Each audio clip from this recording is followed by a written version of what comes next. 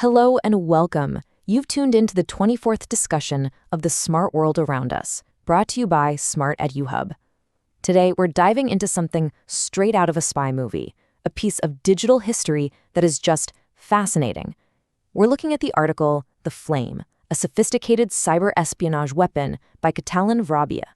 And of course, if you want to read the source yourself, the link is right there for you in the description. All right, so let's just start right here. This quote from Eugene Kaspersky. This is the guy whose company found this thing. And what he's saying sets the stage perfectly. This isn't your everyday virus made by some hacker trying to steal credit card numbers. No way. This is a weapon. And when you're talking about a weapon this complex, you're not looking at common criminals. You're looking at nations, powerful ones. So here's how we're going to tackle this digital detective story. We'll look at its discovery, who was behind it, what it could do, basically the whole shebang. We'll go from how it was found all the way to how it changed the game for modern warfare. So where does a story like this even begin? Well, it doesn't start with a big explosion or some massive system crash. Nope, it starts with a whisper. The quiet, almost accidental discovery of a program that had been living inside computers for years, a true ghost in the machine. And just look at this timeline. For over 2 years, this thing was out there operating in total silence. Just imagine that. It was a perfect, invisible spy, collecting huge amounts of intelligence, adapting to whatever security it came across, and nobody had a clue. That level of stealth, it was just unheard of at the time. Okay, so that's the big question, right? Who on earth would build something like this? And maybe even more important, why? Well, if you start following the clues like digital breadcrumbs, the trail leads to a very, very specific place. And it really comes down to these 3 key clues. First, the targets. It was laser-focused on the Middle East. Second, the motive. There was no financial goal here, none at all. This was purely about espionage, stealing secrets. And third, the complexity. The code was so advanced, this wasn't something a couple of hackers could cook up in their garage. This needed a serious budget, a team of experts, the kind of resources only a nation-state has. And this is where it gets really interesting, because this places Flame right onto the global chessboard. It wasn't some isolated incident. It was apparently part of a much bigger cyber offensive called Olympic Games. It was in the same family as other infamous malware like Stuxnet and DuQu. Think of them as sibling weapons, all part of a coordinated campaign with the same strategic targets in mind. So now we know who probably built it and why. But what could this thing do? Once it got inside a computer, what were its capabilities? Well, the short answer is pretty much anything it wanted.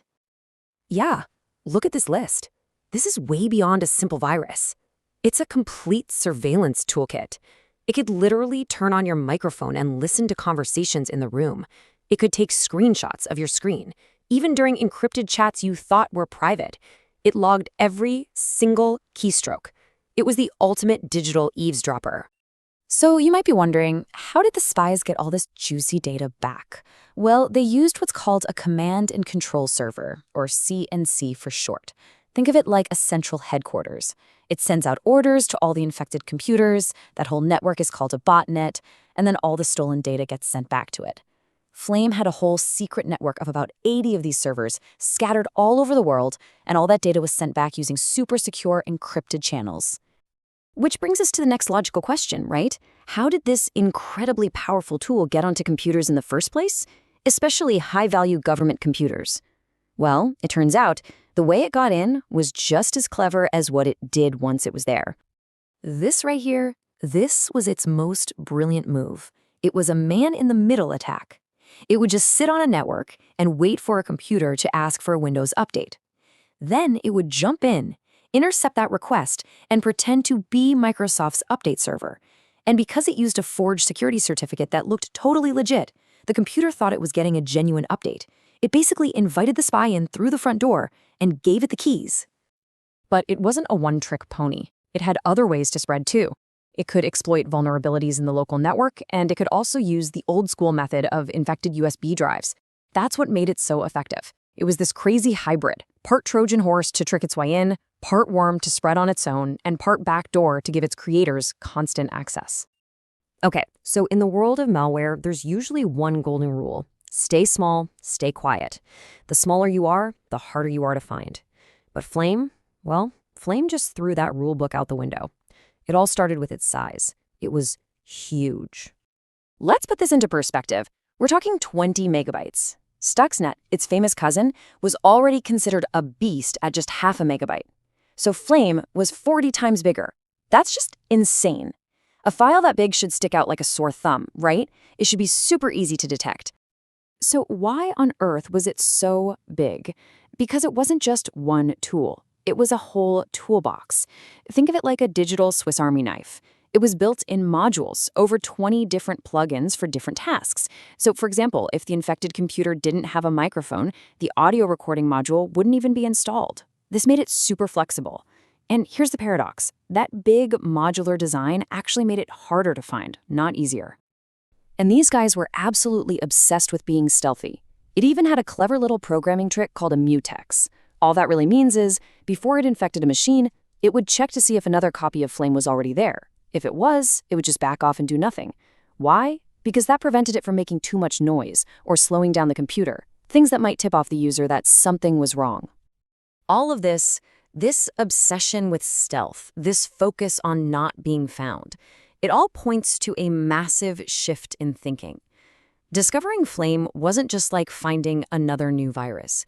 It was like realizing the rules of the game had completely changed. We were looking at a whole new philosophy of cyber warfare.